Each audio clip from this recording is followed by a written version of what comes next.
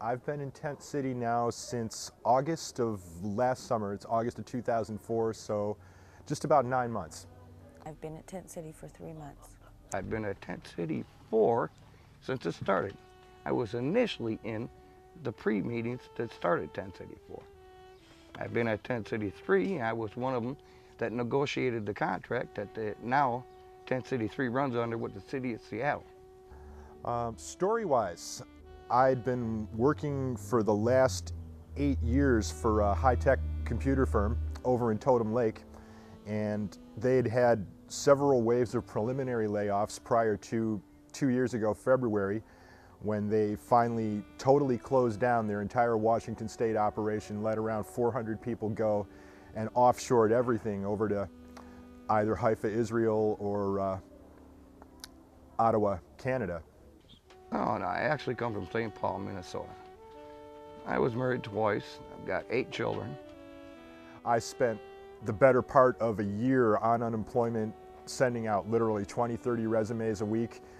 And the last wife just blew my brains because while I'm at work, she's at home in bed with somebody else. And I just couldn't handle it no more. I said, to hell with it. I quit working. I divorced her. She got the kids. And it just went downhill from there. I'm from Montana, and I've been in, lived in Oregon, and came here. And the reason I'm here is domestic violence. My ex-husband, he was a jerk. He broke my cheekbone twice. I let him do it once. I didn't let him do it again. And then I just didn't have the funds and lost my apartment, and here I am. All my savings ran out, my credit cards were all maxed out. It came to the point where in August of last summer, I couldn't pay my rent anymore. It was 1974, actually, when I found out I had arthritis. And so I sat and I whined and I cried because I'm only 19, I'm only 20. Oh, why do I got arthritis? Oh, you know, and then I seen this thing on TV with children that were born with it, that are worse off than me. And I took a good look at myself and said, what a big sissy. You just learn to live with it. And sure, I got a nice little lump here. It's called a rheumatoid nodule. I got a nice, oh, that one, hey, I'm waiting for that bugger. He keeps growing. I got him here on my wrist. I've had cortisone shots in them.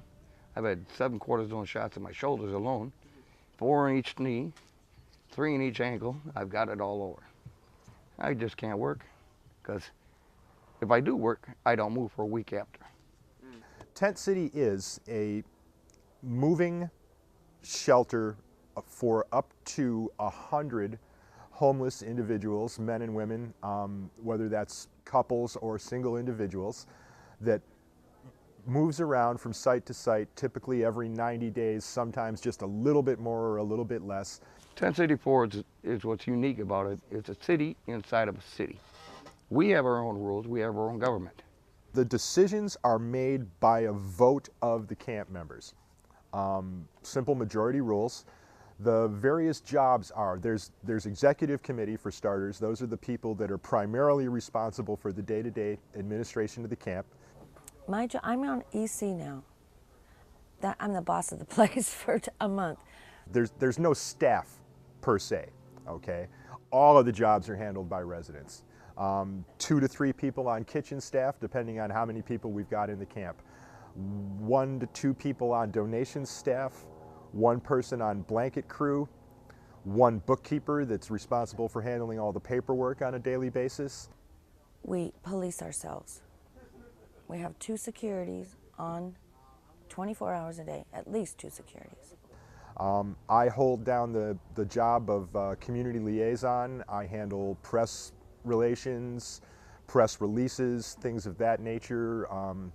The main go-to person for all of the volunteers that help us out. The thing is, we don't let drugs and alcohol in here. It's a no-no, because if we do, we're all back out there on the streets of Seattle or the east side.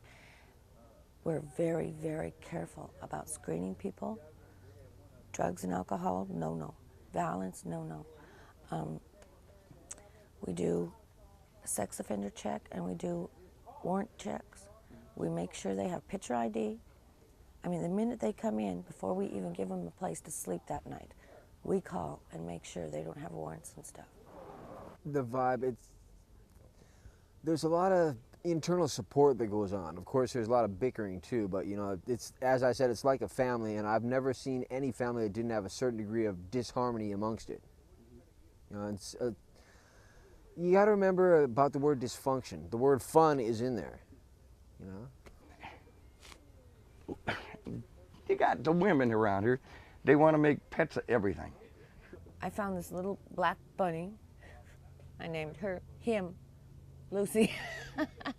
No, there's some lop-eared rabbit that comes around. We have 2 ducks. 2. I named them Fred and Ethel. The ducks, man, if I had my choice, I'd shoot the suckers and cook them up. It's really hard sometimes when you have 70 people rigged in like cordwood, you know? They're all bumps like me. We're all from the same tree. We all nuts dropped off the same one. That's how I like to consider it. Now, we're all good people. A lot of them come here just save up money and then get their apartment. That's all it is. It's an intermediate place. You can come here, you leave your stuff here during the day in safety. Know it's going to be here when you come back home at night. Put your money away in the bank, save it, and get an apartment. We got a lot of families that have done that. There's just a family that just left. They were in a tent right behind us here.